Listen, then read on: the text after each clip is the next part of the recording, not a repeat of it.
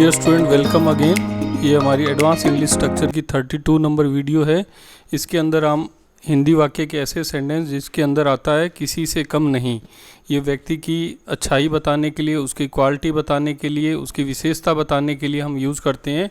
तब हम बोलते हैं कि जैसे एक सेंटेंस बताता हूँ मैं, आपकी ये टी शर्ट किसी से कम नहीं है।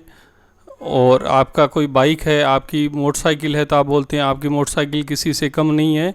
तो ऐसे हिंदी वाक्य को इंग्लिश में ट्रांसलेट करने के लिए हम जो फ्रेज़ यूज़ करते हैं वो है second to none. Second to none देखते हैं। Second to none is use to compare someone or something to someone or something else to point out that they are the best or worst. मैं आपको बता रहा हूँ कि second to none जो है किसी व्यक्ति को दूसरे व्यक्ति से कंपेयर करने के लिए, किसी वस्तु को दूसरी वस्तु से कंपेयर करने के लिए यूज़ करते हैं। और जब कहना होता है कि वो व्यक्ति या वो वस्तु जो है बेस्ट है, या इसका अपोजिट भी होता है, वर्स्ट भी यूज़ करते हैं हम। इसको अच्छाई के साथ साथ बुरे कार्य के लिए भी यूज़ किया जाता है। तो अब सेंटेंसेज में हम देखेंगे इसको। स्ट्रक्चर है, सबसे पहले हम सेंटेंस लगाते हैं या सब्जेक्ट बोलते हैं, फिर हेल्पिंग वर्ब और फिर सेकंड टू नन का यूज़ करते हैं हम। तुम किसी से कम नहीं हो। अगर हमें ऐसे बोलना हो तुम किसी से कम नहीं हो, किसी को मोटिवेट करते हुए, कोई व्यक्ति डिप्रेशन में आ जाता है और उसका मोटिवेट करते हुए कहते हैं कि तुम किसी से कम नहीं हो, तो हम बोलते हैं you are second to none. You are second to none. Next है आपका पढ़ाने का तरीका किसी से कम नहीं है। जैसे कोई टीचर हैं, आपको पढ़ा रहे हैं, आप उनके पढ़ाने के तरीके से इम्प्रेस हो, तो आप उन टीचर की प्रेज़ करते हुए, प्रशंसा करते हुए कहते हैं कि आपका पढ़ाने का तरीका बहुत ही बढ़िया है, बेस्ट है। तो आप उसको बोलते हो your way of teaching is second to none. Your way of teaching is second to none.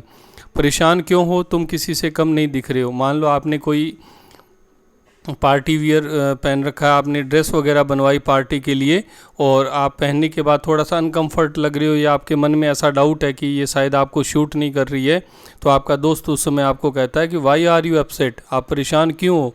You are looking second to none, आप बहुत अच्छे दिख रहे हो, यानी आप बेस्ट दिख रहे हो। तो वो बोलता है you are looking second to none. Why are you upset, you are looking second to none. मेरी पुरानी कार किसी से कम नहीं थी। अगर आप पास्ट के बारे में बोलना चाहते हो तो आप इज़ की जगह वॉज वर का यूज़ कर लेंगे। तो my second car was second to none. My second car was second to none. इस ऑफिस में जो सेवा हम उपलब्ध करवाते हैं वह किसी से कम नहीं है। यानी आप किसी ऑफिस में काम करते हैं और वहाँ जो भी कस्टमर आता है आप उसके लिए बेस्ट एफर्ट करते हैं उसको सर्विस देने के लिए। तो आप इसको इंग्लिश में बोलते हैं the service we provide in this office is second to none. The service we provide in this office is second to none. Next sentence है इस होटल का खाना किसी से कम नहीं है। मतलब आप किसी होटल में खाना खाते हैं, अपने दोस्त को आप लेके गए और दोस्त ने कहा कि आपने यही होटल क्यों चुना, और बहुत सारे होटल्स रेस्टोरेंट्स हैं, तो आप बोलते हैं कि इस होटल का खाना सबसे बढ़िया है। तो आप बोलते हैं the food in this hotel is second to none. The food in this hotel is second to none. Next है हालांकि कपड़ों का ये तरीका पुराना है लेकिन फिर भी यह किसी से कम नहीं है। कोई स्टाइल है कपड़े पहनने का या कपड़े सिलवाने का कोई स्टाइल है, तो वो काफ़ी लंबे टाइम से सोसाइटी के अंदर प्रिविलेंस में है, प्रचलन में है, लेकिन फिर भी आप कहते हैं कि ये तरीका आज भी फेबुलस है, किसी से कम नहीं है। तो although this style of clothing is old but still it is second to none. Although this style of clothing is old but still it is second to none. Next sentence बोलते हैं तुम्हारी सुंदरता किसी से कम नहीं है। Your beauty is second to none. Your beauty is second to none. आपकी दयालुता किसी से कम नहीं है। Your kindness is second to none. Your kindness is second to none. आपका व्यवहार सबसे ख़राब है। आपका व्यवहार सबसे ख़राब है। अब इसको अगर हम नेगेटिव सेंस में सेकंड टू नन को यूज़ करते हैं तो इसमें हम किसी से कम नहीं को नहीं बोलते, यानी आपका व्यवहार सबसे ज़्यादा ख़राब है।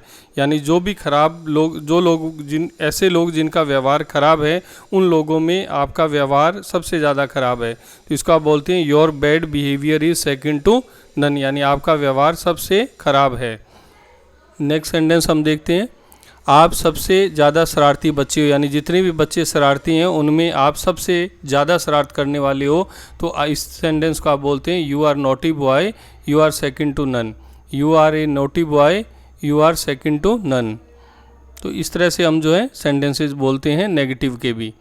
अब एक आज हम इस वीडियो सेशन के अंदर एक यूज़ करना सीखेंगे डेलिब्रेटली। इसको डेलिब्रेटली नहीं बोलते हैं, डेलिब्रेटली बोलते हैं इसका प्रोनाउंसिएशन, जानबूझ करके। इसको इंटेंशनली भी हम एक वर्ड यूज़ कर सकते हैं इसकी जगह पर, इंटेंशनली, लेकिन एडवांस इंग्लिश के अंदर डेलिब्रेटली को यूज़ किया जाता है। तो इसके कुछ सेंटेंसेस समझेंगे। वो जानबूझकर मुझे नज़रअंदाज कर रहा था। He was deliberately ignoring me. She was deliberately ignoring me. She was deliberately ignoring me. मैं जानबूझकर किसी को चोट नहीं पहुंचा सकता। I can't deliberately hurt anyone. I can't deliberately hurt anyone. Next sentence है, तुम जानबूझकर उस जानवर को नुकसान पहुंचाना चाहते थे। You deliberately wanted to harm that animal. You deliberately wanted to harm that animal. Next sentence है, मैंने जानबूझकर पुराना गाना गाया। मैंने जानबूझकर, आप इंटेंशनली वर्ड भी यूज़ कर सकते हैं students. I deliberately saying the old song. I deliberately saying the old song. उसने जानबूझकर तुम्हारा नुकसान नहीं किया। He didn't deliberately harm you. He didn't deliberately harm you. Next sentence है, उसने तुम्हें परेशान करने के लिए जानबूझकर ये डॉक्यूमेंट छुपाए।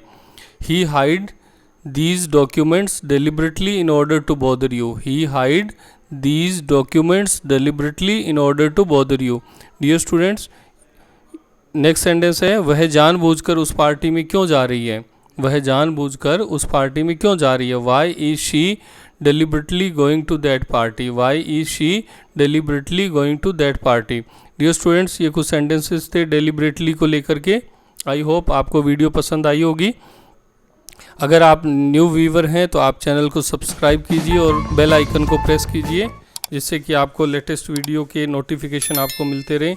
डियर स्टूडेंट्स, अगर आप इंग्लिश सीखना चाह रहे हैं तो आप इन वीडियोस को रेगुलर देखिए, आपकी इंग्लिश डेफिनेटली इम्प्रूव होगी। मैं आपसे प्रॉमिस करता हूं कि ऐसे फ्रेजेस जो आज तक आपने कभी हिंदी के अंदर यूज़ किए हैं और आपको उसकी इंग्लिश नहीं आती है, कभी भी आपने उनके बारे में नहीं सोचा है, तो मैं आपको इस जो वीडियो सीरीज़ है हमारी एडवांस इंग्लिश स्ट्रक्चर की, उसमें ऐसे ऐसे मैं आपको फ्रेजेस बताऊंगा जिससे आपको लगेगा कि इंग्लिश बोलना बहुत ही आसान है।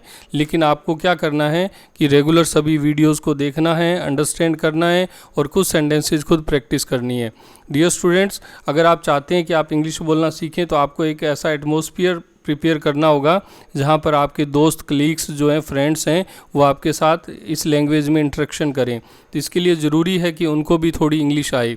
तो आप इन वीडियोस को अपने फ्रेंड्स के अंदर शेयर कीजिए और फिर आप एक ग्रुप बना करके आपस के अंदर जो जो मैं आपको फ्रेजेस बता रहा हूँ, जो जो एडवांस इंग्लिश स्ट्रक्चर बता रहा हूँ, उनको आप शेयर कीजिए एक दूसरे के साथ और फिर उन पे डिस्कशन कीजिए। तो जितना आप ज़्यादा डिस्कशन करेंगे और उतना ही वो फ्रेजेस जो है, वो स्ट्रक्चर जो है आपकी लैंग्वेज का पार्ट बन जाएगी। तो डियर स्टूडेंट्स, आप प्रैक्टिस करते रहिए और अपनी इंग्लिश को इम्प्रूव करते रहिए। Thanks for watching.